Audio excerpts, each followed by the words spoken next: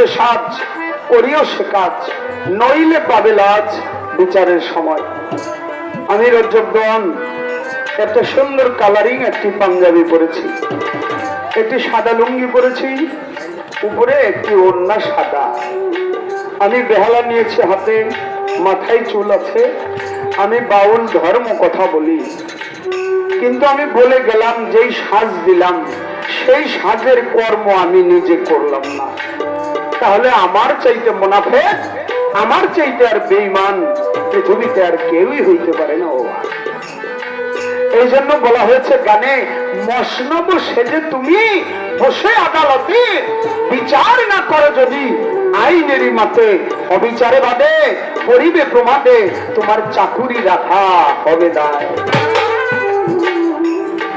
কিছু বন্ধুরা মিলে গ্রামের একটা ছাগল, একটা খাসি ধইরা কয়েক বন্ধু মিলে জবাই করে খায় ফেলেছে। এখন যার খাসি সে গিয়ে মামলা করছে। মামলা করার পরে এখন তো তাদের পুলিশে ধরে নিয়ে গেছে। এখন তারা যে উকিল দাঁড় করছে সেই উকিলকে বলে, ভাই আমাদের এখন বাঁচার উপায় কি? কত বাঁচার উপায় দেখি না, তো তোরা যে কাজ করছস এর পক্ষে কেউ সাক্ষী দিবে এরকম লোক আছে? আমাদের পক্ষে কেউ সাক্ষী দেওয়ার মতো নাই, কারণ আমরা চুরি করে খাইছি। এখন এইটা সাক্ষী দিব কে? উকিল বলে, আমাদের এখানে সাক্ষীর টাকা দিলেই পাওয়া যায়, টাকা দে সাক্ষীর ব্যবস্থা করে দিই। তো সাক্ষী একটা ভাও করছে 2000 টাকা। তো বলছে 1000 টাকা আগে দিলাম, সাক্ষীর পরে 2000 টাকা, বাকি 1000 টাকা। তো যখন গিয়ে কাঠ করে দাঁড় করছে, সাক্ষীরে এখন প্রশ্ন করতেছে, এই বলো তুমি কি দেখছো? এখন ওই সাক্ষী দেওয়ার আগেই উকিলের দিকে তাকায় বলতেছে, কেউ বাকি 1000-এর খবর কি? ইশারা দিয়ে বলতেছে। তো উকিল সাহেব বলতেছে, আরে বাকি 1000 পাবি বলে আগে সাক্ষী দে। তো লগে তো আবার ওই যারা সাক্ষী দেয় তাকে লোক আবার গ্রুপের লোক আছে, একটা ইশারাটা কইতেছে এই 7টা হইলো চোর, আরে খাসি চুরি করে খাইছে, সাক্ষী দেওয়ার পরে বাচ্চা যাইব, টাকা আর পাইবা না। ওই বুঝছি, তাহলে আমার 1000 দিয়ে বাকি 1000 না দেওয়ার ভাঙ দিয়ে সাক্ষী আমার দিয়ে বাচ্চা যাইবা, সাক্ষী উল্টা দিব। কি দেখছো বলো? ওই স্যার দেখছি। কি দেখছো? ওই দেখছি খাসিটারে শোয়াইছে। আচ্ছা, তারপরে খাসিটারে জবাই করছে। তারপরে কি করছে? তারপর পর্যন্ত যখন গেছে তখন ওই যে 1000 টাকা আসামি তারা বলতেছে উকিল সাহেব, তাড়াতাড়ি 1000 দেন না, সাক্ষী তো উল্টো দিতেছে। 1000 কি আসতে করে হাতের মুঠে ঢুকাই দিচ্ছে। বলে, কি দেখছো বলো, আমি এখন লিখবো। কয় স্যার আমার তখন ঘুম ভাঙ্গা গেছে। ওই তোমার ঘুম ভাঙছে মানে? আমি স্বপ্নে দেখছিলাম। আমরা দুনিয়ার ভিতরে কিছু মানুষ আছি না, স্বপ্নে দেখি নাই, কিন্তু তারপরও খুশি করার জন্য আমরা বলি। যেমন একটা কথার কথা, খাদিজা ভান্ডারীর সাথে আজকে গান আমি দেখা হয়েছে, পরে তারে কইলাম, আরে খাদিজা ভান্ডারী, আমি তো স্বপ্নে দেখলাম গত রাইতে তোমাকে বাসায় গেছি বেড়াইতে, আমি অনেক ফল ফ্রুট লয়ে গেছি, তুমিও আবার বড় একটা পাঙ্গাস মাছাই না আমারে খাওয়াইছো। আসলে কিন্তু স্বপ্নে দেখি নাই, কিন্তু তারে খুশি করার জন্য একটা কথা বললাম।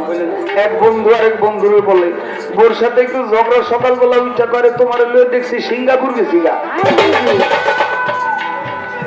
এই যে স্বপ্ন না দেখেও এই ধরনের কথা যারা বলবে, কাল হাসরের মাঠে তাদেরকে 2টা গম দিবে। গম, ওই যে আটা আমরা খাই, এই গম 2টা গম দিবে হাতে। হাতে গম দিয়ে বলবে, রশিদে যেভাবে গিট্টু দেয় ঠিক এই গমে গমে তোমরা গিট্টু দাও। আচ্ছা, তখন তারা কইবে, আল্লাহ রশিদে গিট্টু দেওয়া যায়, গমে গমে গিট্টু দেবো কেমনে? তখন আল্লাহ কইব, গমে গমে যদি গিট্টু না দেওয়া যায়, স্বপ্নে না দেখাও দুনিয়ার ভিতরে বন্ধুরে খুশি করার জন্য স্বপ্ন, মিথ্যা স্বপ্ন কইছো, এইটা কইছো কেমনে? তাই আমরা যেন এরকম আর কথা না বলি, সেই সাদের মূল্যায়ন করি।